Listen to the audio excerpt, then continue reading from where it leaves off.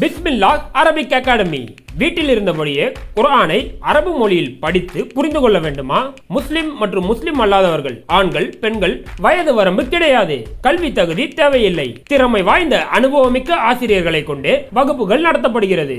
3 மாதத்தில் குர்ஆனை சிறந்த முறையில் கற்றுத்தரப்படும். மேலும் விவரங்களுக்கு கீழுள்ள எண்ணை அணுகுங்கள். எஸ்ஐஆர் பணிகள் நிறுத்தமா? இதுதான் இன்னைக்கு சோசியல் மீடியாவில் மிகப்பெரிய ஒரு கேள்வியாக மாறி போயிருக்கு.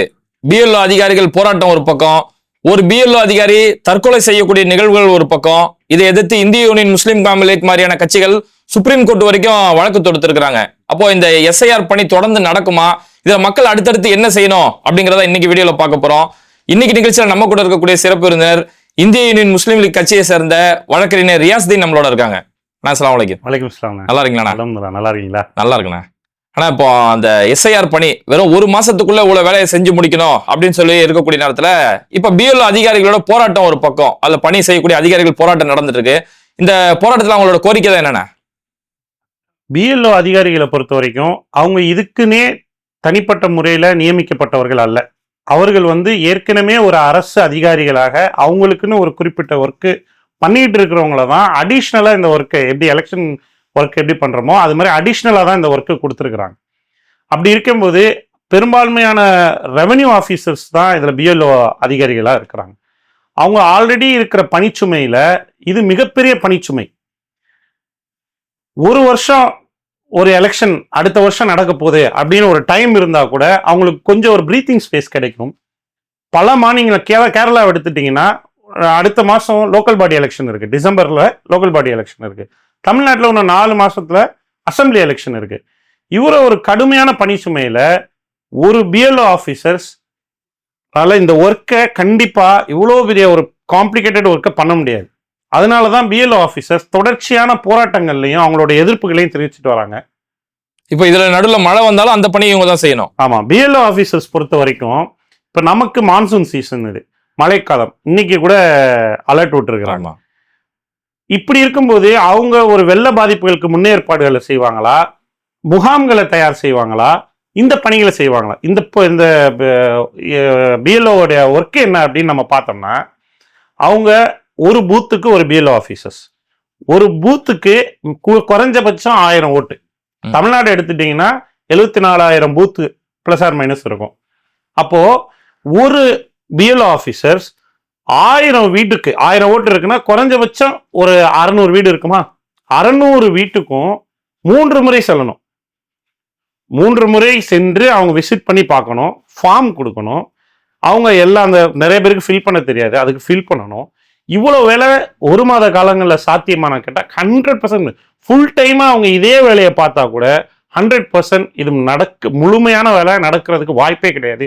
இந்த பணிச்சுமையின் காரணமாக தான் தொடர்ச்சியான போராட்டங்கள்ல அவங்க ஈடுபட்டு வராங்க. கேரளால அனிஷ் ஜார்ஜ் அப்படின்னு சொல்லக்கூடிய ஒரு பிஎல்ஓ அதிகாரி தற்கொலை செஞ்சிருக்கிறார். அவர் தற்கொலை பணிச்சுமை காரணமாக தற்கொலை செய்ததுனால தான் முஸ்லீம் லீக் அதை ஒரு முக்கிய கோரிக்கையா வச்சு சுப்ரீம் கோர்ட்டுக்கு போயிருக்கிறாங்க. ராஜஸ்தான்லயும் ஒரு அதிகாரி தற்கொலை செஞ்சிருக்கிறார். இப்போ அதற்கு உட்படதான் கேரளால இன்னையில இருந்து இன்டெஃபினட் ஸ்ட்ரைக் தமிழ்நாட்டிலையும் கேரளாலையும் பிஎல்ஓ அதிகாரிகளுடைய கூட்டமைப்பு அறிவிச்சிருக்கிறாங்க. இல்ல இப்போ எல்லாம் கேட்கறது என்னன்னா, எதுக்கு நீங்க தமிழ்நாடு அரசு நீங்க இதை ஃபில் பண்ணக்கூடிய வேலைகள் நீங்க செய்யணும், நீங்க அப்படியே புறக்கணிச்சிட வேண்டியதுன்னு அப்படின்ற மாதிரி ஒரு கருத்தெல்லாம் சொல்றாங்களே. அதைத்தான் மத்திய அரசு எதிர்பார்க்குது. புறக்கணிச்சிட்டோம் அப்படின்னா இதுல பெரும்பான்மையான வாக்குகள் இந்த எலக்டோரல் ரோல்ல இருந்து டெலீட் ஆகிறதுக்கான வாய்ப்பு அதிகம். நம்ம முன்னெச்சரிக்கை எப்படி நீட் தமிழ்நாடு அரசு எதிர்த்தாலும் நீட்டுக்கான கோச்சிங்கையும் அரசு தருது. அது போலதான் எஸ்ஐஆரை நம்ம எதிர்க்கிறோம், ஆனா எஸ்ஐஆருக்கான முன்னேற்பாடோட நம்ம இருக்கணும். நம்ம அடிப்படையை விட முடியாதுங்கிற ஒரு தொலைநோக்கு பார்வையில தான் தமிழ்நாடு அரசாங்கம் இதை புறக்கணிக்காம இதற்கான முன்னேற்பாடு எல்லா சட்டமன்ற தொகுதிகளையும் அவங்களோட பூத் லெவல் ஆபீசர்ஸ்ட இந்த ஒர்க் நடத்திக்கிட்டு இருக்கிறாங்க. இது இன்னும் வீரியமா நடக்கணும். இல்ல இப்ப நடிகர் விஜயுமே அதான் சொன்னாரு, திமுக நீங்க எதிர்க்கிறதா இருந்தா இதை நீங்களே ஃபில் பண்ணி கொடுக்குறீங்க, விஜய் திமுக அது காரணங்கிற மாதிரி மறைமுகமா சொன்னாரு. அவரோட ரசிகர்கள் அந்த போராட்டத்தை சொல்றதுன்னா, நீங்க எதிர்க்கிறா நீங்க ஏன் ஃபில் பண்ணி கொடுக்குறீங்க, உங்க கட்சிக்காரன் தான் ஃபில் பண்ணி கொடுக்குறாங்க, அப்ப பாஜகவோட மறைமுக கூட்டா அப்படிங்கிறாங்களே, அது நியாயமான கருத்தா? விஜய் முதல்ல ஒரு கொலை குற்றவாளி, 41 உயிர்களை பழி வாங்கித்தான் தன்னுடைய அரசியல் வாழ்க்கையை தொடங்கி இருக்கிறார். அவர்களுடைய ரசிகர்கள் முட்டாள் கூட்டம். இப்போ உதாரணமா சொல்லணும்னா per capita income, GDP gross domestic produce, GR gross enrolment ratio, இப்படி சமூக வளர் குறியீடுகள் வந்து அரசாங்கத்தால் பார்க்கப்படும். தமிழ்நாடு எல்லா குறியீடுகள்லையும் முன்னணி மாநிலமா இருக்கு. அப்படி தமிழகத்தினுடைய gross mental ratio, gross stupid ரேஷியோன்னு ஒன்று எடுக்கணும் அப்படின்னா ரொம்ப கஷ்டப்பட தேவையில்லை. வரக்கூடிய தேர்தலில் விஜய் எத்தனை சதவீதம் ஓட்டு வாங்குறாரோ அவ்வளோ முட்டாள்கள் தமிழ்நாட்டில் இருக்கிறாங்க அப்படிங்கிறத நம்ம தெரிஞ்சுக்கலாம். ஏன் சொல்றேன்னா, நீங்க எதை கேட்டாலும் கேளுங்களேன், காட்டு கூச்சல் குரங்கு கூச்சல் மட்டும்தான் அவங்க சைட்ல இருந்து வருது. அவங்க கொள்கை என்ன, அவர்களுடைய தலைவர் யார், அவங்க அந்த தலைமை என்னென்ன செய்ய போகுது, இந்த கேள்விகளுக்கு எதற்குமே தொண்டர்கள் அந்த தலைவர்கள்ட்டே பதில் கிடையாது. இல்ல, ஆனா விஜய் தான் 9 நிமிஷம் வீடியோ போட்டு எஸ்ஏஆர் பத்தி பேசியிருக்கிறாரு. 9 நிமிஷம் வீடியோ போட்டு எஸ்ஏஆர் பத்தி பேசின விஜயோட வீடியோ பாத்தீங்கன்னா ஒரு சினிமாவுக்கு ஷூட்டிங் எப்படி எடுப்பாங்களோ அது போன வீடியோ தான் இருக்கு. அங்கே வந்துகிட்டு திமுகவை குறை செஞ்சு சொல்லிக்கிட்டு எங்க தாவேக நிர்வாகிகளுக்கு வந்து வேணும்னே புறக்கணிக்கிறாங்க, இது போன்ற குறைய சொல்லிக்கிட்டு இருக்கிற இதான் இருக்கே தவிர்த்து இதை எஜுகேட் பண்ணி இது என்னென்ன நடக்கும் முதல்ல. இல்லனா இப்ப விஜயோட அந்த 9 நிமிஷம் வீடியோ அதுல எஸ்ஐஆர் பத்தி பேசுறாரு. ஆனா அந்த எஸ்ஐஆருக்கு காரணமானவங்க யாரு, எஸ்ஐஆரோட நோக்கம் என்ன அப்படிங்கறது எதுவுமே அதுல மென்ஷன் பண்ணல. பாஜகன்ற ஒரு வேர்டு கூட அதுல இல்ல. ஆனா இதுலயும் திமுக தான் குறை சொல்றாரு. இது எப்படி பாக்குறதுண்ணா? அதாவது யாருடைய நிழல்ல விஜய் இருக்கிறாருங்கிறது இதுல தெளிவா தெரியுது. ஏன்னா ஒரு 41 உயிரை கொலை செஞ்சதுக்கு பிறகும் இன்னைக்கு அந்த கட்சியை சார்ந்த முக்கிய நிர்வாகிகள் மீது எந்தவித நடவடிக்கையும் இல்லை அப்படின்னா யாருடைய பாதுகாப்பு? அந்த பாதுகாப்பு விட்டு கொடுப்பாரா?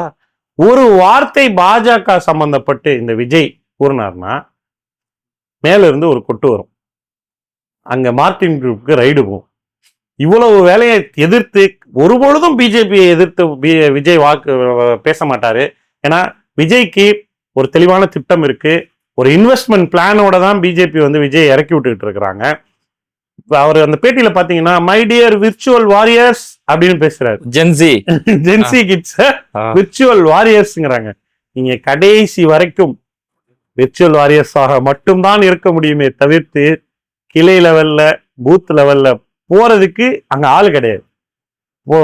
கட் அவுட் கட்டி பால் ஊத்துறது பெரிய விஷயம் கிடையாது.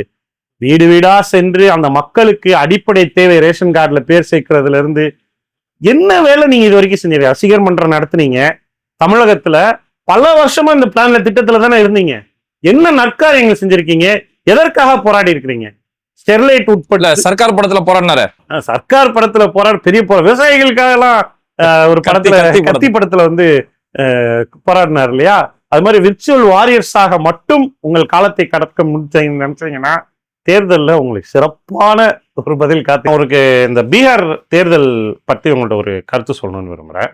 பீகார் தேர்தல் தோல்விக்கு பல காரணங்கள் உண்டு.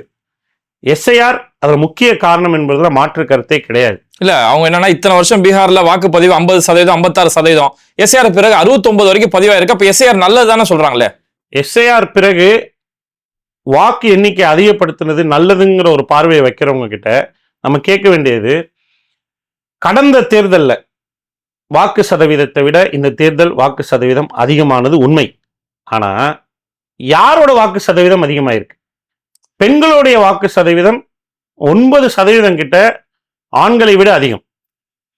போன எலெக்ஷனை விட 13% மேல அதிகம். காரணம் என்ன? இந்த ஜனநாயக படுகொலையை இந்திய தேர்தல் ஆணையம் உச்சநீதிமன்றத்தின் ஆதரவோடு நடத்தியதுதான் இதுக்கு காரணம். ஒரு 10,000 ரூபாய் தொகை என்பது தமிழ்நாட்டில் முன்னேறிய மாநிலம் தமிழ்நாடு. தமிழ்நாட்டில் இருக்கக்கூடிய பல கோடி மக்களுக்கு பெரிய தொகை. ஆனா பீகார் பல மடங்கு இந்திய மாநிலங்களிலேயே பின்தங்கிய மாநிலம். அவங்களுடைய மாத வருவாய் இருக்குல்ல, பெர் கேபிட்டா இன்கம் இருக்குல்ல, அது வந்து 4,000 சொச்சம் தான். ஒரு மாதத்துக்கே அந்த 4,000 சொச்சமும் அதை விட கம்மியா தான் இருக்கும். ஏன்னா பெர் கேபிட்டா இன்கமோட கால்குலேஷன் எடுத்தீங்கன்னா மொத்த வரவு டிவைடட் பை டோட்டல் பாப்புலேஷன். நீங்க வந்து 1 லட்ச ரூபா சம்பாதிக்கலாம், நான் ஒரு 10,000 ரூபா சம்பாதிப்பேன். நம்ம 2 பேரும் தான் மாநிலத்துல இருக்கணும்னு வச்சுங்களேன். இதோட பெர் கேபிட்டல் இன்கம் என்னன்னா 1,10,000 டிவைடட் பை 2 55,000 பெர் கேபிட்டல். அது வந்து நானும் 55,000 சம்பாதிக்கிறேன், நீங்களும் 55,000, அது மீனிங் கிடையாது. மொத்த பாப்புலேஷனை வகுத்துருவாங்க, அந்த மொத்த அமௌண்ட்ல இருந்து வகுத்துருவாங்க. இப்போ 4,000 ரூபா தான் பெர் கேபிட்டல் இன்கம், கண்டிப்பா அதை விட கம்மியா தான் இருக்கும். அப்ப அந்த மக்களுக்கு 10,000 எவ்வளவு பெரிய தொகை? அதை தேர்தல் அறிவிச்ச உடனே அவங்க அக்கௌண்ட்ல போகுதுன்னா, அவங்க அதுவும் பெண்களுடைய கணக்குல சேருதுன்னா, அவங்க கண்டிப்பா பெண்கள் வந்து இதே 10,000 நமக்கு தொடர்ச்சியா கிடைக்கும், அடுத்து வருங்கிற ஆசையில தானே போடுவாங்க. எவ்வளவு பெரிய ஜனநாயக படுகொலைய, இன்ஸ்டிடியூஷனல் மர்டர் இது. இத தேர்தல் ஆணையம் அனுமதித்தது தான் இந்த தேர்தல் பீகாருடைய ரிசல்ட்டுக்கு மிக முக்கிய காரணம்.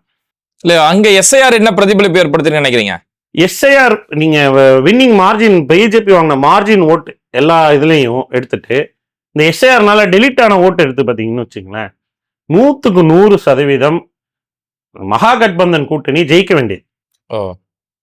இந்த எஸ்ஐஆர்ல டெலிட் பண்றாங்க இல்லையா, அது 1 மாசம் டைம் கொடுத்து இவ்வளவு ஒர்க்கையும் பண்ண சொன்னீங்கன்னா, பெரும்பான்மையா வந்து பீகார்ல இருக்கக்கூடிய தோழர்கள் வந்து பிற மாநிலங்களை நம்பி வேலைக்கு போறவங்க தான் இருக்கிறாங்க. அவங்க அந்த வீட்டுல எப்படி இருப்பாங்க? அவங்க எலெக்ஷன் ஓட்டு போற நேரத்துல லீவ் எடுத்துட்டு வர்ற இதுல தான் இருப்பாங்க. அதுக்கு முன்னாடியே நான் வீட்டுக்கு 3 தடவை வருவேன், அதுல ஆள் இருக்கணும் அப்படின்னா இது சாத்தியமா?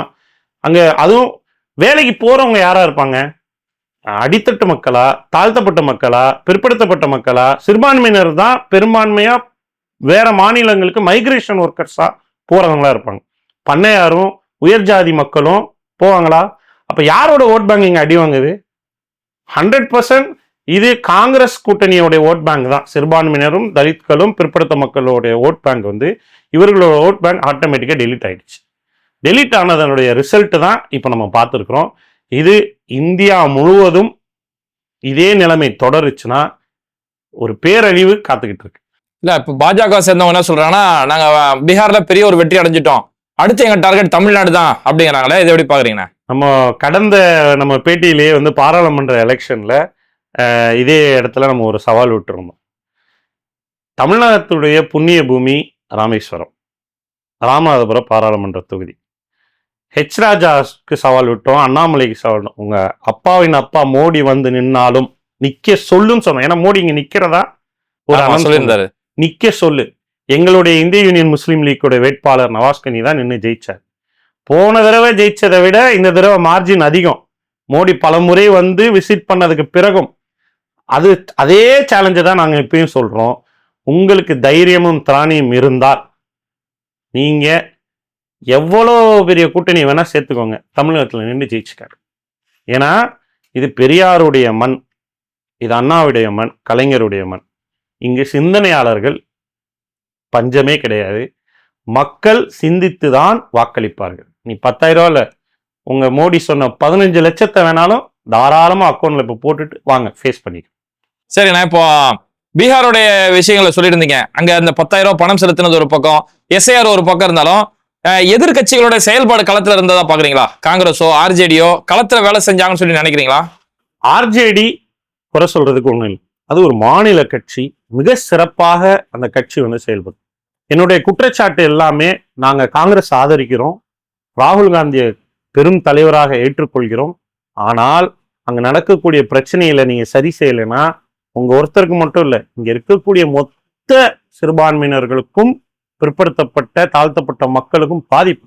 நீங்க உங்களுடைய தவறுகளை வந்து சரி செய்ய நீங்க முன்னேற்பாடு எடுக்கலைன்னா இது மொத்த இந்தியாவையும் நீங்க படுகொலை செய்யறதுக்கு. பீகார்ல என்ன சரி செய்யலன்றீங்க? ஏன் அப்படி சொல்றேன்னா, பீகார்ல சற்றே ஏறக்குறைவாக 93,000 பூத் இருக்குங்க. பிஜேபி கூட்டணி 93,000 பூத்லயும் பூத் ஏஜென்ட்ஸ் போட்டிருக்கிறாங்க. ஆனா காங்கிரஸ் கூட்டணி 67,000 பூத்துல தான் ஆளு போட்டிருக்காங்க. 23,000 பூத்து காலியா கிடக்கு. 23,000 பூத்துங்கிறது இட்ஸ் நாட் அ ஜோக். அது வந்து கிட்டத்தட்ட 30% பூத்துல ஆளே இல்லை. ஆள் இல்லைன்னா என்ன நடக்கும்? என் ஓட்ட இன்னொருத்தன் போடுவான், ஒருத்தன் வந்து 10 ஓட்டு போடுவான். இதெல்லாம் நடக்குமா? ஏன் ஆள் இல்லைங்கிறது எது பாத்தீங்கன்னா, சீட் ஷேரிங் நடக்குது. லல்லு பிரசாத் யாதவுடைய கட்சி தன்னுடைய சீட்டை யாருக்கு கொடுக்கணும்? பிற்படுத்தப்பட்ட சிறுபான்மையை தாழ்த்தப்பட்ட மக்களுக்கு நம்ம யாருக்கான கட்சின்னு அவங்க தெளிவா இருந்து அவங்களுக்கு பிரிச்சு கொடுக்குறாங்க. ஆனா இந்த காங்கிரஸ் இன்னும் பண்ணையார் மனப்பான்மையில இருந்துகிட்டு கிடைச்ச சீட்ல பெரும்பான்மையான சீட் உயர்ஜாதி இந்துக்களுக்கு கொடுத்துட்டு இந்த மக்கள் எல்லாம் நடுத்தருவில் நிறுத்தினா எவன் பூத் லெவல் ஆபீசர் ஒர்க் பண்ணுவான்? எதுக்கு ஒர்க் பண்ணணும்? உனக்காக ரத்தம் சிந்தி வேர்வை சிந்தி களத்துல உழைக்கிறது நானு. ஆனா நீ சீட்டை கொண்டு போய் இன்னும் பண்ணையார் மனப்பான்மையில உயர்ஜாதி இந்துக்களுக்கு கொடுத்தனா யார் ஒர்க் பண்ணுவா? இது யாருடைய தப்பு? நீங்க எதுக்கெடுத்தாலும் குறைய தூக்கி பழிய அப்படியே தூக்கி எஸ்ஐஆர் மேலேயும் தேர்தல் ஆணையம் மேல மட்டும் போற அந்த வேலையை எங்களுக்கு தெரியும், அது நடக்கிறது எங்களுக்கு தெரியும். ஆனா உங்க மேல இருக்க தப்ப நீங்க திருத்த மாட்டேங்கிறீங்க. நீங்க இன்னைக்கு திருத்துவீங்க நாளைக்கு திருத்துவீங்கன்னு பாத்தீங்கன்னா இப்ப வரைக்கும் நீங்க திருந்தின பாடா கிடையாது. ராகுல் காந்தியோ பிரியங்கா காந்தியோ மிக கடுமையா உழைக்கிறாங்க. அவர்களுடைய நேத்து ஒண்ணுமில்லாத விஜய் ஒரு மக்களை சந்திக்கிறதுக்கு பயப்படுறோம். அவர்கள் அரசர்கள். இந்தியா ஒரு மன்னராட்சி நாடாக இருந்தா ராகுல் காந்தி இன்னைக்கு அரசர். மொத்த குடும்பமும் தியாகம் செய்த தியாகத்தால் வளர்ந்த கட்சி காங்கிரஸ். அதை ஆனா இப்படி அசால்ட்டா விட்டுட்டு போறீங்களே. இந்த உங்களுடைய மாநில தலைவர்கள் என்ன பண்ணிட்டு இருக்கிறீங்க? சீட்டு கேட்டு வாங்குறது மட்டும் பெருசு இல்லை, அதை ஜெயிக்கணும். யாருக்கு அந்த சீட்டை கொடுக்கணும், யாரு கொடுத்தா ஜெயிக்க வைப்பாங்கிறது உங்களுக்கு தெரியும். பாரம்பரியம், வாரிசு அரசியல், இவருக்கு கொடுக்கணும் இந்த குடும்பத்துக்கு கொடுக்கணுங்கிறது இல்லை. எவன் மக்களுக்காக குரல் கொடுக்கணும், எவன் மக்களோட மக்களா இருக்கிறான் அவனுக்கு தான் சீட்டு கொடுத்தாதான் நீங்க ஜெயிப்பீங்க. இந்த தவிர காங்கிரஸ் திருத்தி கொள்ளவில்லை என்றால் நீங்க என்ன ஆட்டம் போட்டாலும் இந்தியா பாஜக கையில மட்டும்தான் இருக்கும். சரி, நான் இப்போ இந்த எஸ்ஐஆர் சம்பந்தமான பணிகள் தொடரும் போது மக்கள் பலருக்குமே என்னன்னா, நான் போய் இவ்வளவு ஃபார்ம் ஃபில் பண்ணி என் வேலையை விட்டு இவ்வளவு பண்ணணுமா? அதான் இப்போ திமுக எல்லாம் சுப்ரீம் கோர்ட்ல போய் கேஸ் போடுறாங்க, இந்த பக்கம் ஒரு அதிகாரிகள் போராட்டம் நடக்குது. இப்போ நம்ம ஃபார்ம் ஃபில் பண்ணலாமா வேணாமா அப்படின்ற ஒரு கேள்வி இருக்கு. 100% நம்ம ஃபார்ம் ஃபில் பண்ணி தயார் நிலையில இருக்கணும். ஃபார்ம் ஃபில் பண்ணாம காலம் தாழ்த்துவது சரி. ஏன்னா நமக்கு இருக்க போற டைமே 30 நாள் தான். 30 நாள்ல கொடுக்கறத வச்சுதான் அவங்க வரைவு வாக்காளர் பட்டியல் வெளியிட போறாங்க. இந்த வரைவு வாக்காளர் பட்டியல் அதுல நம்ம பேர் இருக்கணும்னா இப்பவே அதுக்கான வேலைகளை துவங்கினாதான். ஏன்னா நிறைய பேருக்கு என்ன சிக்கல்னா 2002, 2005 தன்னுடைய உறவினர் பெரும்பாலும் அப்பா அம்மா யாராவது ஒருத்தவங்க வாக்காளர் பட்டியலில் இருக்கிறத நம்ம தேடி எடுக்கணும். இது சிஸ்டம் நாலேஜ் இருக்கிறவங்களால மட்டும்தான் இது சாத்தியம். ஏன்னா இதுக்கான டைம் ரொம்ப லிமிட்டட். இப்போ எங்க ஃபேமிலியிலேயே பலருக்கு இப்போ 2005 எங்க ஊர்ல தான் இருந்திருப்பாங்க, 2002 ஊர்ல தான் வாக்கு இருந்திருக்கும். அவங்க போய் தேடி எந்த இதுல போலிங் ஸ்டேஷன்ல இருக்குன்னு கண்டுபிடிச்சு எடுக்கிறது ரொம்ப சிரமமா இருக்கு. நம்ம திமுக வழக்கறிஞர் அணி சார்ந்த மரியாதைக்குரிய என்ஆர் இளங்கோ அவரோட ஓட்டு மிஸ் ஆயிடுச்சுங்கிறாரு. அதை என்னால தேடி எடுக்க முடியலைங்க. இந்த பிரச்சனையெல்லாம் சுப்ரீம் கோர்ட்ல இருந்து நமக்கு டைரக்ஷன் வரும், நமக்கு ஒரு தீர்வு கிடைக்கும் அப்படிங்கிறத நம்மளும் நம்பிதான் எங்க கட்சியின் சார்பாகவும் பல கட்சிகள் சார்பாக சுப்ரீம் கோர்ட்டை அப்ரோச் பண்ணியிருக்கிறோம். உங்களுக்கு ஒரு கருத்தை சொல்ல நான் ஆசைப்படுறேன். எல்லா கட்சியிலையும் பல அணிகள் உண்டு. விவசாயிகள் இருந்து மாணவர்ல இருந்து இளைஞர்ல இருந்து ஆசிரியர்கள் இருந்து எல்லோருக்கும் அணி உண்டு. ஆனா உலகத்திலேயே சிறப்பு வாய்ந்த பாஜகவுக்கு மட்டும்தான் நீதிபதிகளின் அணி உண்டு. அந்த நீதிபதிகளின் அணி இந்த விஷயத்துல அவங்கள்ட்ட நம்ம போராடுறோம், நீதி கேட்கிறோம், அவங்கள்ட்ட இருந்து நல்ல பதில் வருமா? ஏன்னா இந்த குற்றச்சாட்டை ஆஸ் அட்வொகேட்டா நான் போற போக்குல வச்சுட்டு போக முடியாது. ரஞ்சன் கோகாய் இப்ப என்னவா இருக்கிறாரு, எம்பியா இருக்கு. சதாசிவம் நீதியரசர் கவர்னரா. இப்போ இதெல்லாம் பெரிய விஷயம் கிடையாது. இவர்கள் எல்லாம் நீதிபதிகளாக இருந்து பொறுப்புகளுக்கு கவர்னராகவோ எம்பியாகவோ வந்தாங்க. ஆனா பாஜகவில் பேச்சாளராக இருந்தவருக்கு பாம்பே நீதிமன்றத்துல நீதிபதியான கதை உங்களுக்கு தெரியுமா? தெரியாது. இப்போ ஆர்த்தி சாத்தேங்கிற ஒரு பிஜேபியோட அபிஷியல் ஸ்போக்ஸ் பர்சன், அந்த அம்மா பாஜகவில் இருந்து பல டிவி இன்டர்வியூஸ்கள்ல பல பொதுக்கூட்டங்கள்ல பேசக்கூடிய ஒரு பேச்சாளர். அவருக்கு அவர் ஒரு வழக்கறிஞர். அந்த அம்மாவை பிஜேபி பாம்பே ஹைகோர்ட்டோடைய நீதிபதியாக உட்கார வச்சு. இந்த நீதிமன்றங்களிடத்துல நம்ம முழுமையான நீதியை எதிர்பார்க்க முடியுமா? இப்போ ஒரு ஹிஜாப் சம்பந்தமா மாட்டுக்கறி பிரச்சனையா போச்சுன்னா என்ன எதிர்பார்க்க முடியும்? ரீசன் ஜட்ஜ்மெண்ட் மாட்டுக்கறி வச்சிருந்தாலும் ஆயுள் தண்டனை கொடுத்துருக்காங்க. இதெல்லாம் ஒரு அம்பேத்கரும் காந்தியும் கனவு கண்ட இந்தியாவில் ஒருத்த மாட்டுக்கறி வச்சிருந்தாங்கிறதுக்காக ஆயுள் தண்டனை கிடைக்குதுன்னா எவ்வளவு பெரிய கொடுமை. அப்பேற்பட்ட நீதிமன்றங்களாக இருக்கு. அவங்கள்ட்ட இருந்து நம்ம முழு நீதியை எதிர்பார்க்க முடியாது. நம்ம போராடுறோம். தலைமை நீதிபதியாக இருந்தாலும் தாழ்த்தப்பட்டவராக இருந்தால் செருப்பு தான் பறக்குங்கிறது தான் இன்றைய இந்தியா. அதனால எங்களுடைய கட்சியை சார்ந்த மூத்த வழக்கறிஞர் ஹரிஸ் பிரான் அவர்கள், மரியாதைக்குரிய தலைவர் குஞ்சாலிக்குட்டி சார்பாக ஒரு பெட்டிஷன் ஃபைல் பண்ணப்பட்டிருக்கு. அதுபோல தான் திமுக சார்பாக, மனிதநேய மக்கள் கட்சி சார்பாக எல்லாருமே ஃபைல் பண்ணியிருக்காங்க. நம்ம எதிர்பார்க்கிறோம் என்ன நடக்கும்னு தெரியும். ஏன்னா சீஃப் ஜஸ்டிஸ் கவாய் ரீசெண்டாக ஒரு இன்டர்வியூவில் சொல்றாரு, அரசு திட்டமிட்டே என்னுடைய பெஞ்சுக்கு கேஸ் வரக்கூடாதுன்னு சொல்லி தள்ளி போடுது, டேட் வாங்குறாங்க. இந்த ட்ரிபியூனல் ரிஃபார்ம்ஸ் ஆக்ட்னு சொல்லி ஒரு வழக்கு போகுது. அது சம்பந்தமா அரசு தரப்பு வழக்கறிஞர் இன்னும் ஒரு வாரத்தில் ரிட்டையர் ஆக போறாரு, நம்ம மரியாதைக்குரிய நீதி அரசர் கவாய் அவங்க. அதுக்காக டேட் வாங்குறாங்க. இவருக்கு இந்த பெஞ்சில் இருக்கக்கூடாதுங்கிறதுக்காக.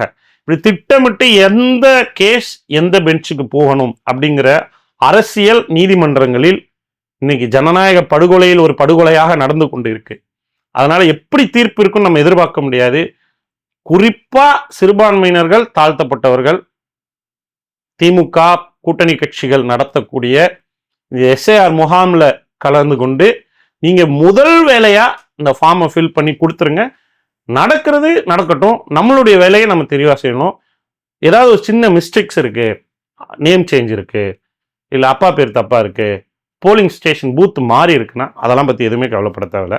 அதெல்லாம் நம்ம அப்புறம் சரி பண்ணிக்கலாம்.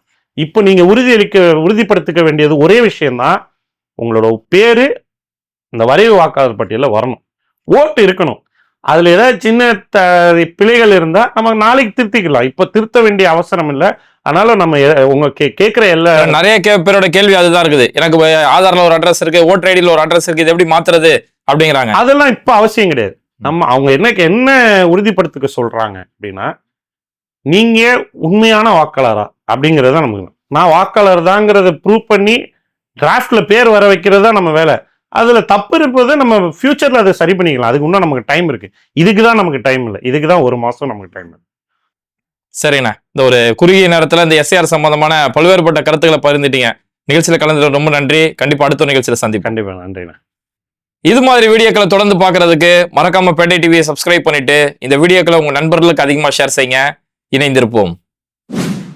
Mister perfect extra gold. தாம்பத்திய வாழ்வில் தடுமாற்றமா?